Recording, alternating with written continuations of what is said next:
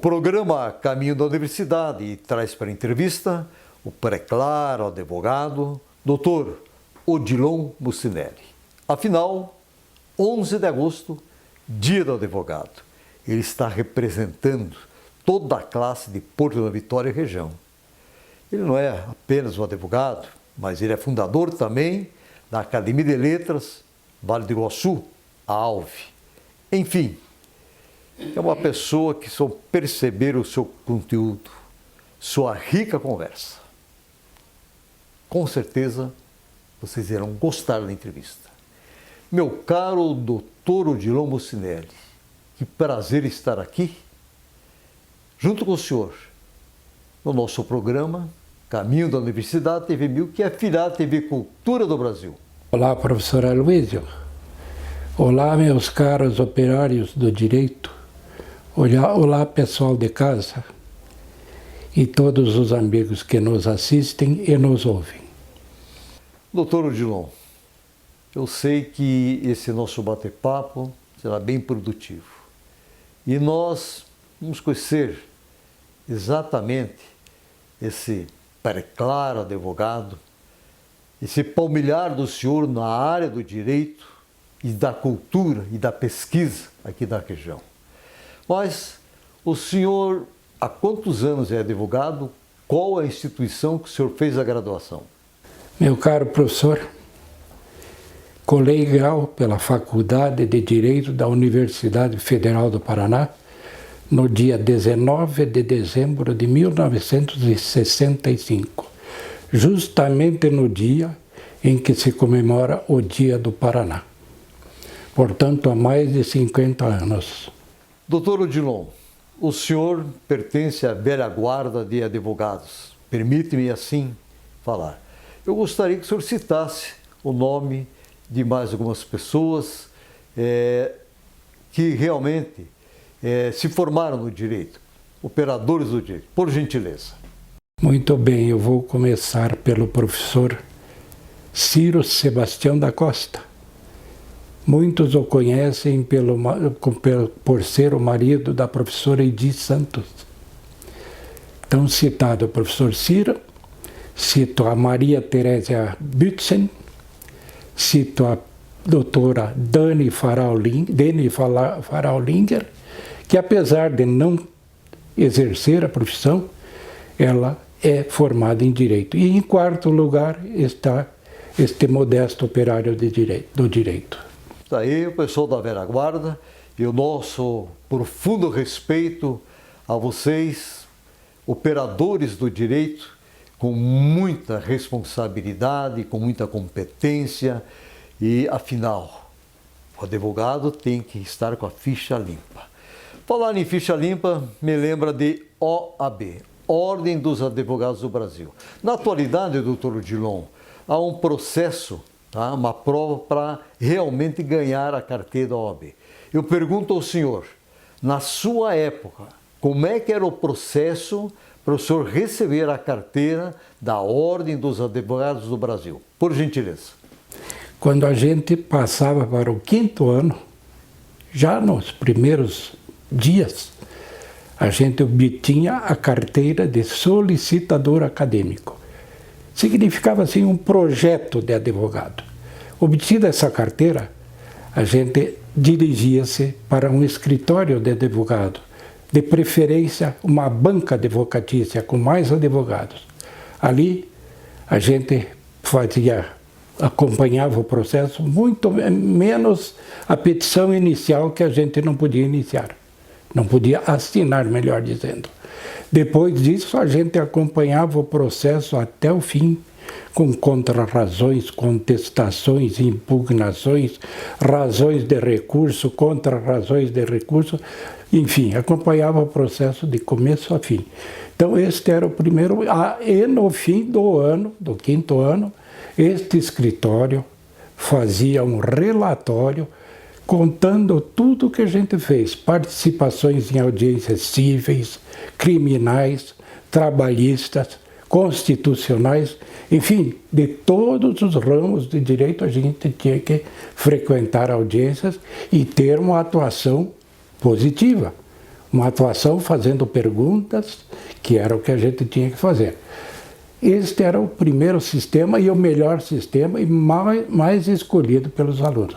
Tinha também o escritório modelo da faculdade, aonde a gente fazia o trabalho gratuito, a justiça gratuita, principalmente atendendo pessoas carentes, com ações de alimentos, problemas de família, e também no final você tinha que ter um relatório do responsável pelo escritório modelo.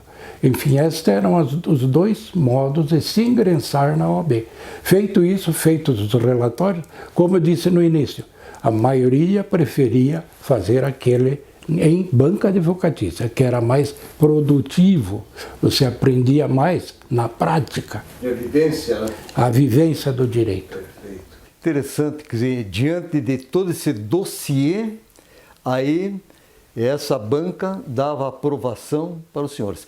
O doutor Odilon, é impressionante, porque quem faz medicina, ele sempre está já na prática.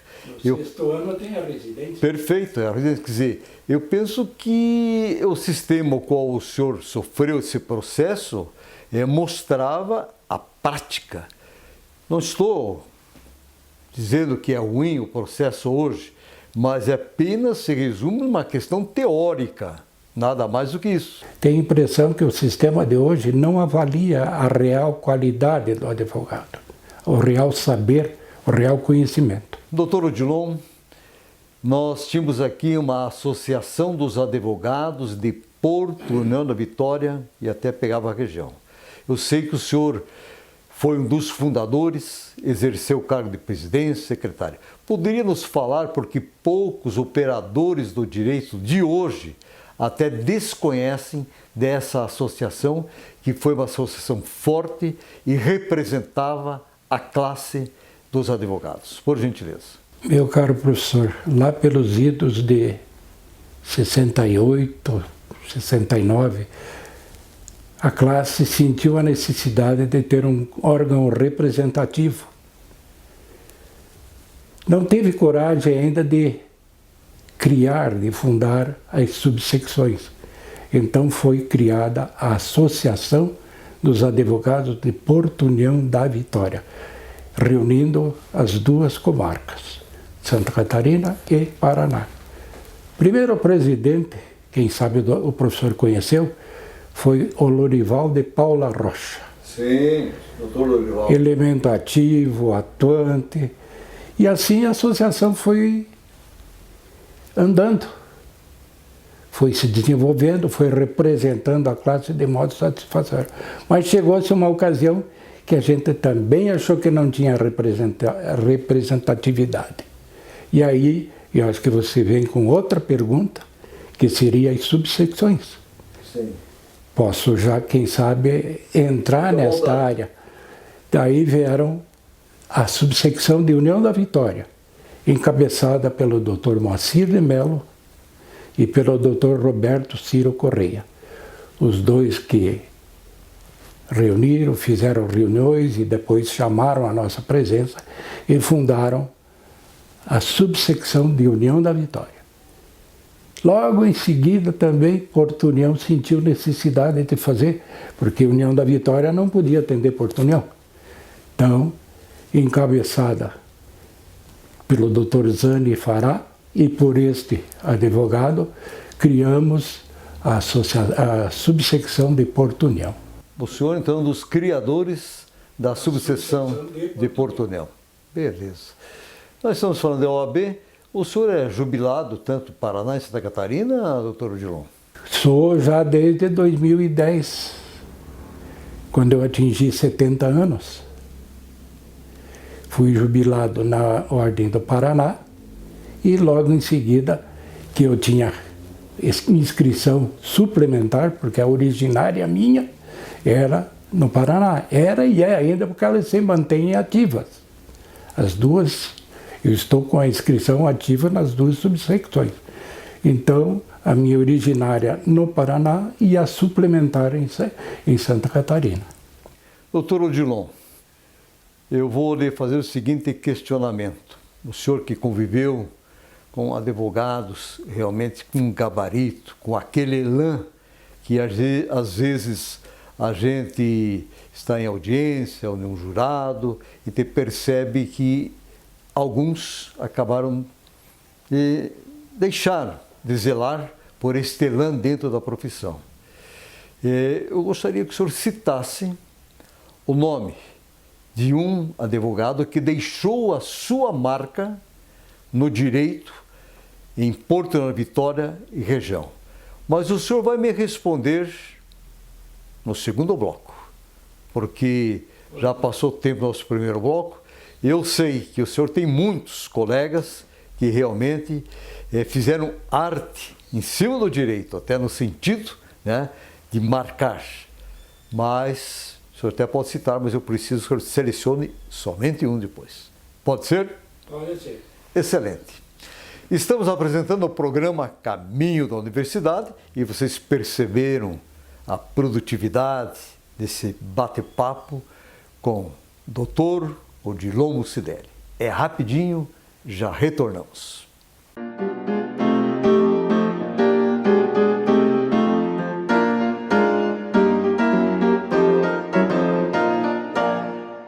Estamos retornando com o programa Caminho da Universidade e hoje a presença ilustre do nosso querido advogado, Dr.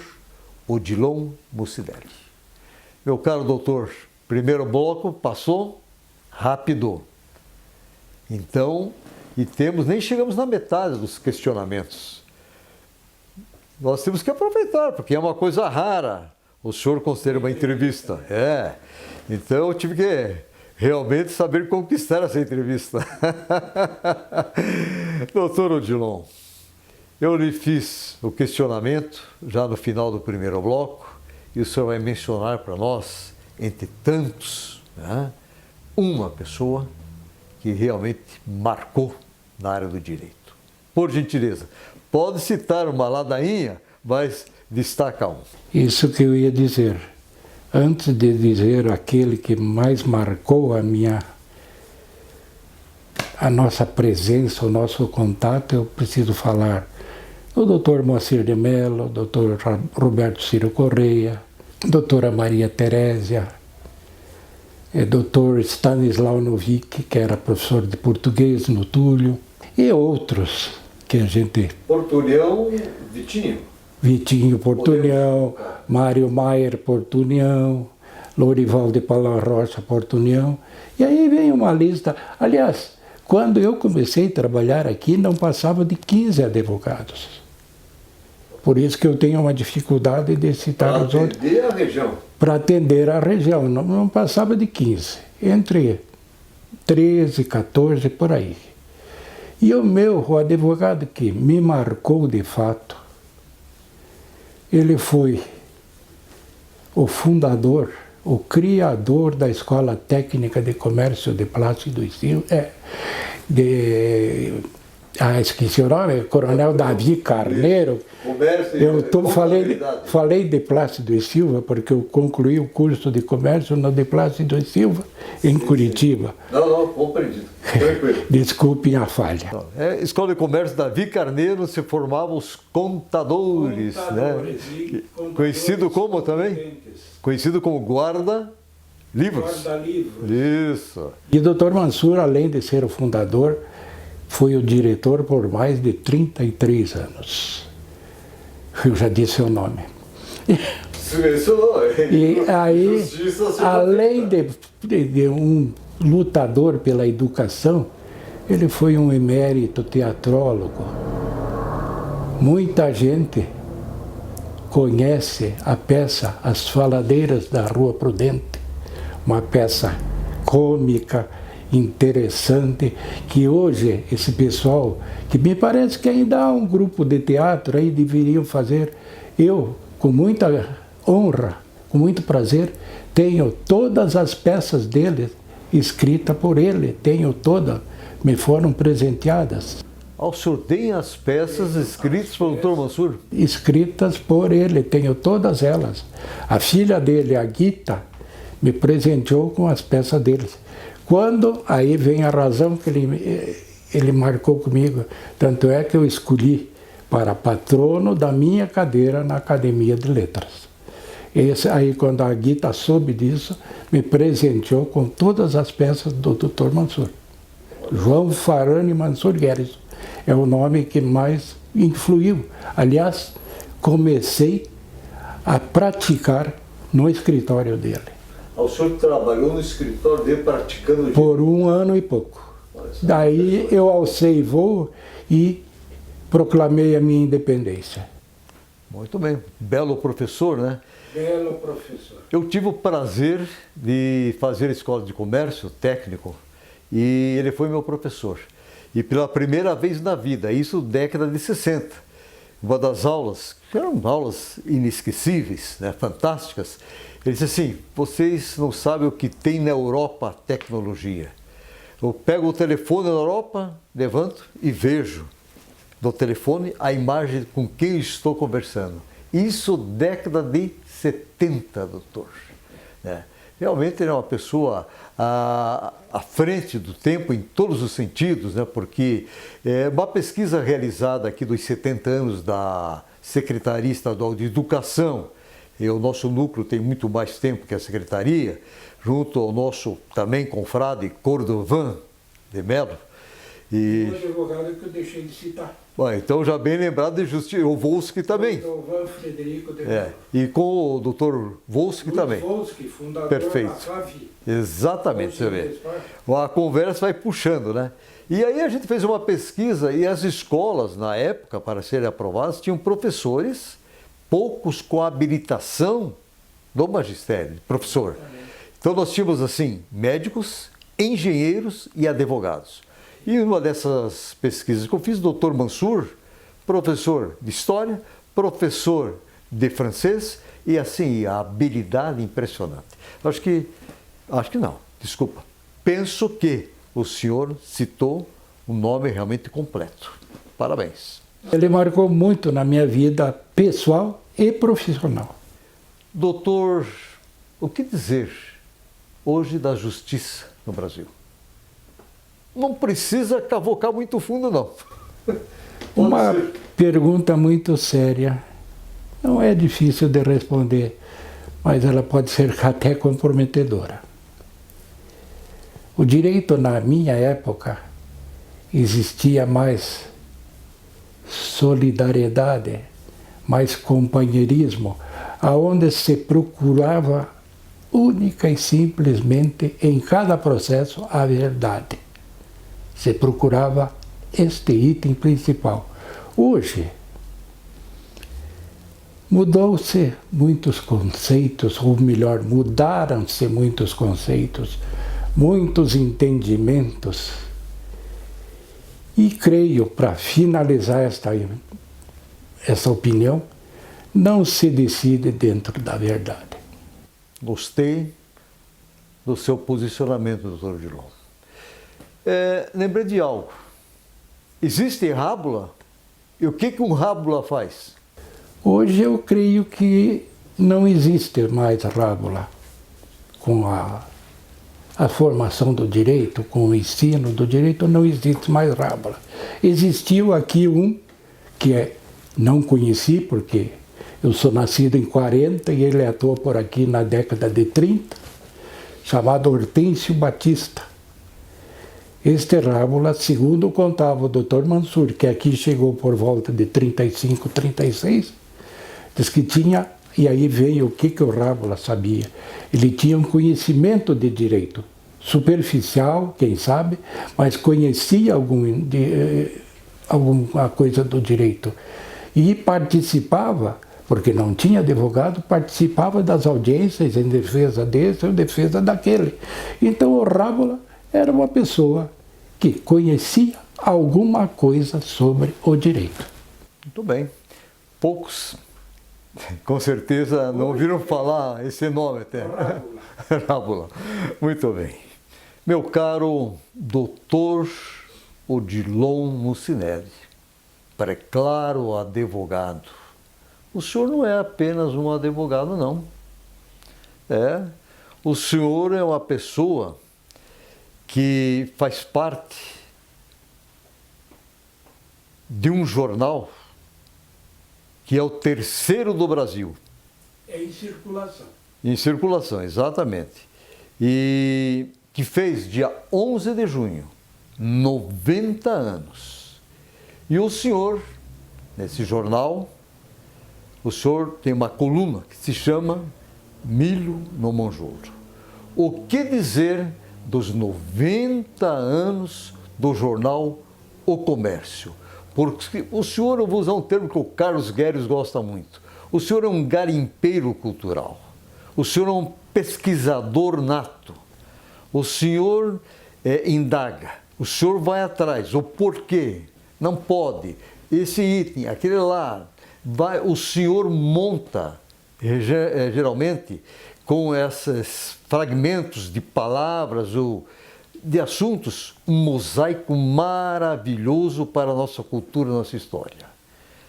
Nos fale da importância de 90 anos do Jornal Comércio. Eu posso resumir a importância do Jornal Comércio porque destes 90 anos, mais de 50 eu dediquei ao Jornal Comércio. Portanto, eu escrevo para o Jornal Comércio desde 1970, meados de 70. Escrevo esta coluna, que eu acho assim de bom alvitre, a gente justificar o porquê o nome Milho no Monjolo.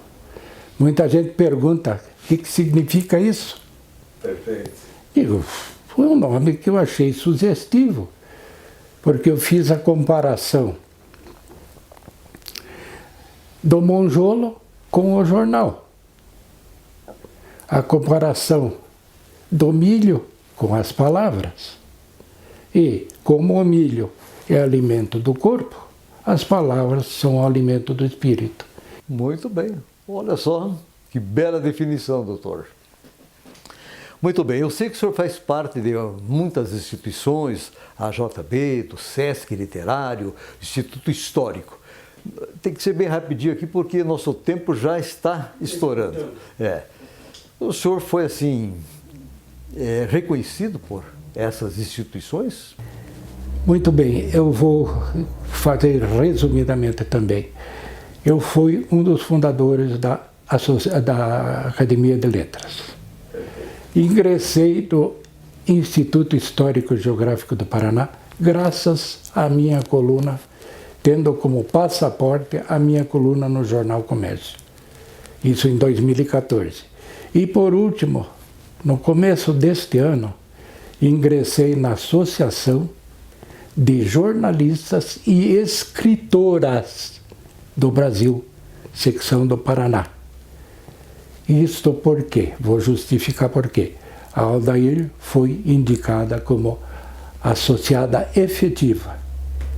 E eu entrei de ratão como associado honorário. Quanta honra, hein? O senhor daí leva, o senhor lhe arrasta. Mas acontece aí que a presidente, sim, a Maria Tereza, gostou do que eu faço, da pesquisa que eu faço, da garimpagem que eu faço, e disse, não posso deixar escapar. Eu vou trazer para a nossa associação. Se bem que lá dentro eu estou bendito é o fruto. Praticamente poucos homens lá, só mulheres.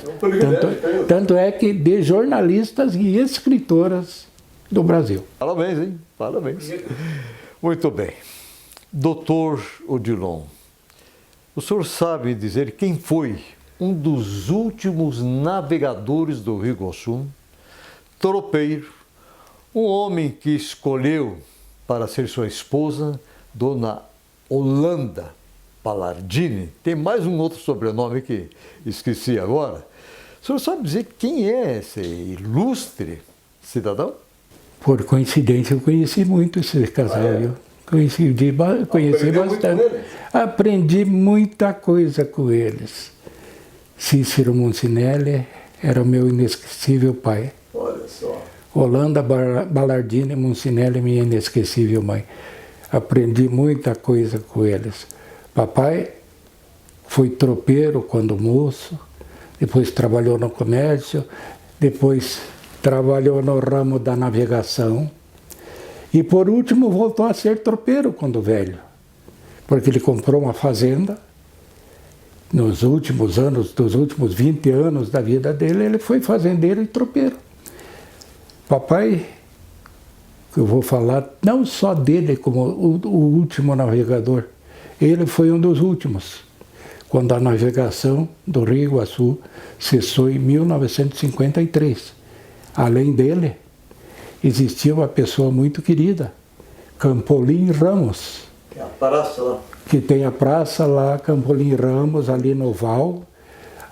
Ele tinha o vapor Iguaçu. Quem quiser conhecer, vai lá que vê na casa dele, pintado na parede, o vapor Iguaçu. Meu pai tinha a lancha de Santa Terezinha, que tem um quadro ali na entrada da porta, pintada pela pintora Helga Vil. Então eu não posso citar só um navegador. Teria meu pai e o seu Campolim Ramos. O senhor percebeu que nós estouramos no tempo e o senhor vai voltar no programa para contar essa bela história e detalhes da nossa história. E vamos incluir até o Dr. Mansur em algumas coisas. Pode ser? Pode ser. Fechado? Fechado. Então eu assumi o compromisso com todo mundo agora. Meu caro doutor Odilon, em nome de todo... Publicamente, com certeza, estou cheio de testemunhas aí, hein? O senhor, como bom advogado, está entendendo o que eu estou falando. Em nome de toda a nossa equipe da TV 1000, queremos agradecer imensamente. Que honra falar com o senhor, parabenizar todos os advogados e advogadas, né? Que aqui hoje temos 2 escolas do direito, enfim, parabenizar e que preservem a essência, os valores vitais do direito para que se possa produzir justiça. Mas eu preciso que o senhor deixe uma mensagem a esses operadores do direito. Por gentileza, posso dirigir à Câmara e deixar uma mensagem. Eu vou deixar uma mensagem bem curtinha, com duas ou 3 palavras. Hoje, é preciso que o bom advogado tenha moral e ética. Muito bem. Falou, está falado, doutor Odilon. É isso aí. Doutor Odilon. E antes de terminar, eu gostaria de agradecer o seu convite, a sua presença, agradecer a presença da minha amiga velha, Mariane, e da minha nova amiga, Josiane. Muito bem. Na verdade, elas já estão dizendo que elas que agradecem o privilégio da entrevista. Mas muito obrigado. E eu tenho colocado semanalmente o seguinte, doutor Odilon, que não existe problema sem solução quando você acredita no poder da palavra mágica educação. Até a próxima semana.